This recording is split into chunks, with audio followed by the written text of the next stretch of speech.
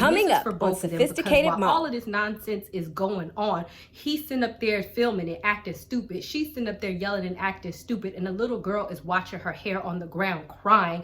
And her heart is being absolutely broken. And these two fools don't have the sense that God gave them to console the little girl or to make the little girl feel better. And this just is insane to me, how we keep perpetuating this stereotype and posting it on social media, all for the sake of what? To prove that you're the better parent.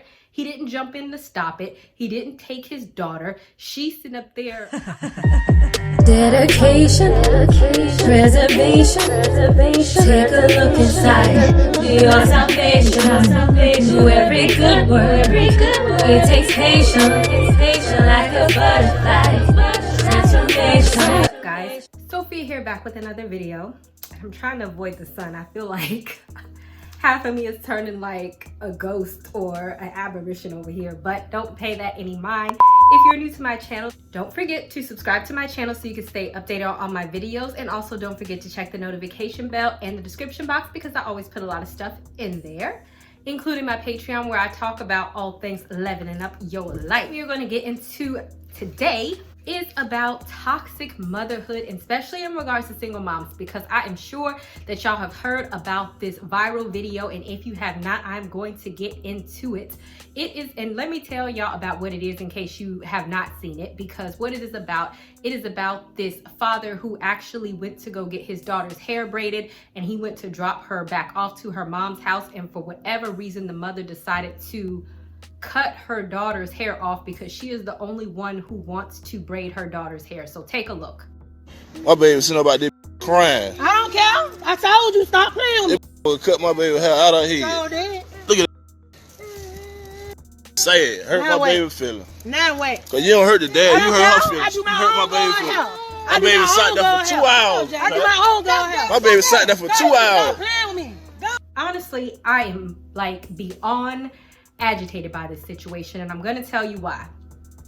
First of all, this definitely feeds into the single mom stereotype. I'm a single mom myself, and I don't act like this. And as he said in the video is, oh, this is why y'all need to understand, this is why dudes just say forget it and all this, that, and the third, because this is what moms be. I mean, all this other type of nonsense. So first of all, I'm not even going to put all of the blame on the single mom. I'm going to put the blame on both of them because I feel like both of this was some foolishness. First of all, he was foolish for sitting there watching the mother cut the daughter's hair off. You so busy trying to catch a video that nowhere when you saw her cutting the daughter's hair off did you sit and think to either A, stop her and grab the daughter to keep her from doing it. But no, you're so busy filming the video so you could put it on social media so you could prove how toxic she is. And B, she's just toxic for doing something dumb. And all of this is affecting the daughter, because really when I saw this absolutely broke my heart, because I really don't like to see innocent children hurt, and we really have to stop perpetuating this nonsense where two adults are in a situation and because they have so much animosity towards one another that we are absolutely hurting the children, and we are absolutely oblivious to the fact that we are harming the children. Okay, so in my I resent my child video, and I will put it in the description box, where I answered a question from a single mother who actually resented her daughter because her daughter reminded her of her father. This is exactly what I'm talking about.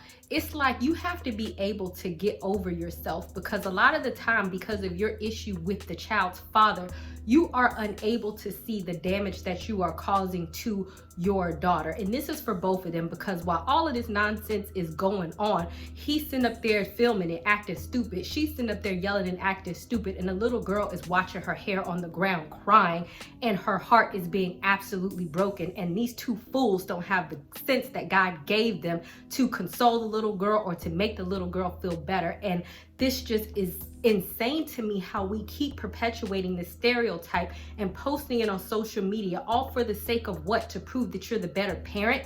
He didn't jump in to stop it. He didn't take his daughter. She's sitting up there. I don't even know what I hadn't even gotten to the point of the video yet, because there is a point to all of this. But I guess what I am sick and tired of is this whole toxic motherhood where we can't what am I trying to say? Because I feel like this is going to come across harsh, and that is not my intention. My intention is to teach a lesson, but if it comes across harsh, then I hope you get the lesson. Is there some gene missing within some mothers that they do not get, that you have carried this child, gave life to this child, that you just can't seem to do right by this child, and your inability to get back at the father by any means necessary is more than how am I trying to say this? You want to hurt the other parent so bad that overshadows the motherly love that you have for your child. Because most mothers have the mama bear trait. You know what I'm talking about? The I will die for you. I will lay down my life for you. I will do anything for you. But in this specific instance, this is I will hurt you just to get back at him. And the only thing that she can see is I'm getting back at him, not the heartbreak that I am causing my child. And it's these sort of small things. And now this is not small because this is now spread all over the internet. So I actually want to get into a Bible verse, and it comes from 1 Colossians 3:21. So in this, it says fathers, but I'm going to use this as mothers as well. It says, fathers, do not provoke or irritate or exasperate your children with demands that are trivial or unreasonable or humiliating or abusive, nor by favoritism, indifference. Treat them tenderly with loving kindness, so they do not lose heart and become discouraged or unmotivated. But this is my favorite part, with their spirits broken. Because ultimately what she now has done is she has humiliated her child, which has now become viral. The aftermath and the reaction of both parents have no longer become about the child. I don't know that either of them have really displayed what is in the best interest of the child.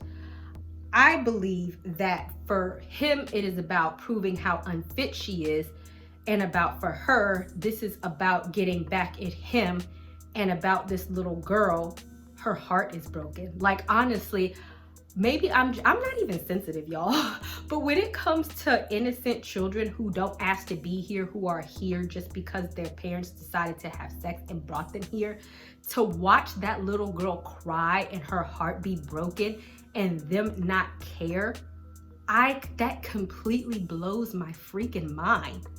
And he's like, man, look at my daughter's heart be broken. Nobody hugged her. Nobody treated her with, what does it say?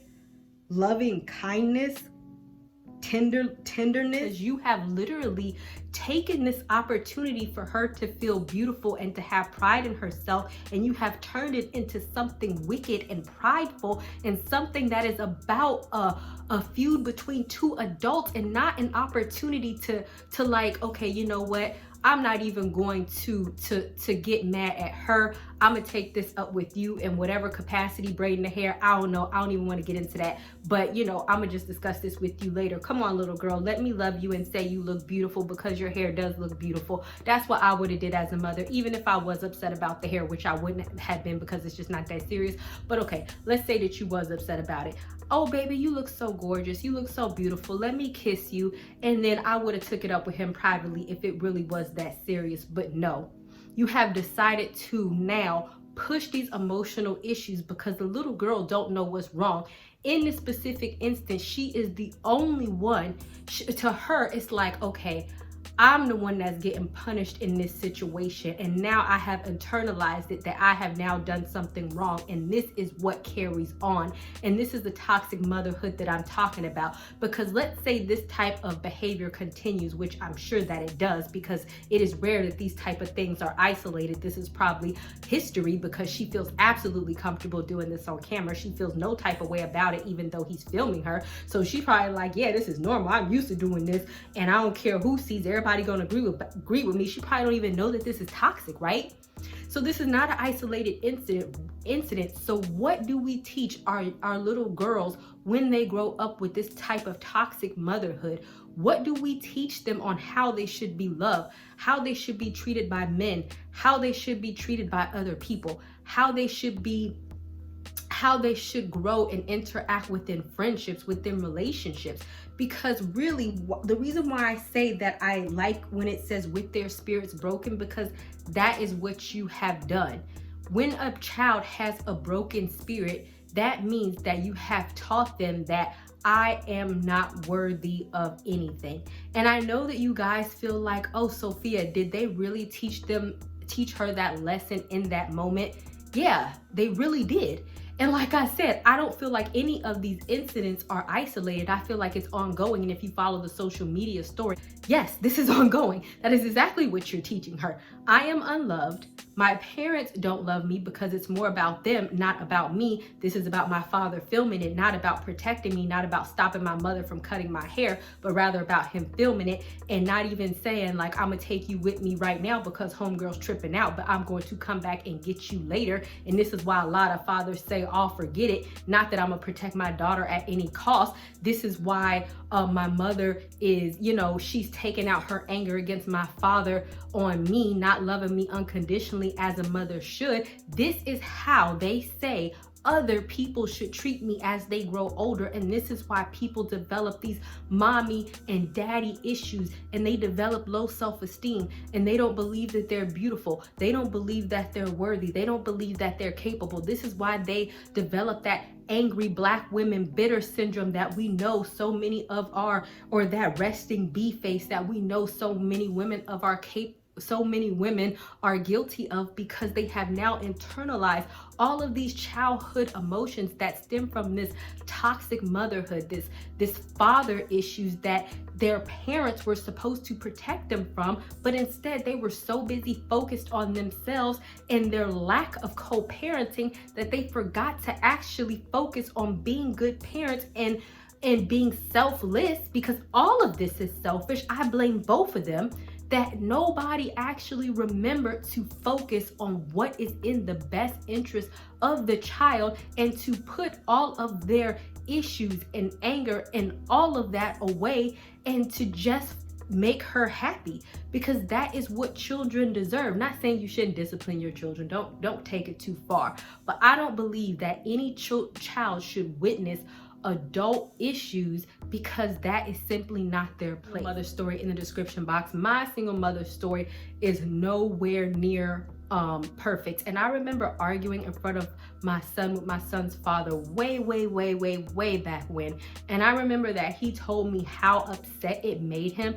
And I told him that day that I would never do it again. And I promise you, I never did. Like, it was so long ago. Like, it was several years ago, because I don't like to see him upset. And it is my responsibility as a parent to protect him from that type of drama. And when I say I'm going to do something, I'm going to do it. And I don't want to see him, no matter how I feel about his father, no matter how inadequate I feel that his father is. That is for me and him to hash out, not for me, him, and my son to be witnessing it to hash out, because I'm grown.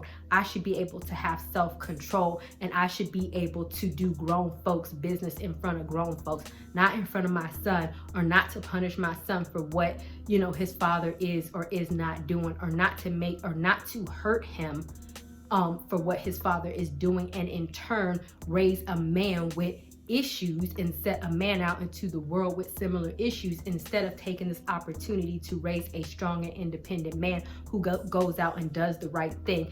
Every time you emotionally damage a child or break their spirit, or every time you humiliate or just take impulsive actions that are not adult-like or not parenting-like or not something that a responsible mother or father would do, you are actually planting little seeds in their little heads for them to carry into adulthood, and decreasing the likelihood of them becoming emotionally stable adults. And it's really not fair for you to do that. And it's your responsibility as a parent. That is the pact that you made when you decided to have them. give birth to them and to bring them into your home. And you need to take that responsibility more seriously. Y'all have so much time to post this nonsense on social media. How about y'all go get counseling? How about y'all go get therapy? How about y'all go get some parenting classes? How about y'all put as much effort into doing right by your child that you do on posting and filming all this nonsense on social media and humiliating your child and breaking her freaking spirit, okay? Please don't take it as me judging you. I know it might sound like it, but you know, it's just your responsibility to raise good kids. And just don't take this responsibility lightly, because you only live in this moment once. And once they grow older, you can't go back and make them into a better child or take back all of these moments in which you broke their spirit or humiliate them, okay? All right, guys. Thank you guys so much for watching, and I'll see you guys another day, another time.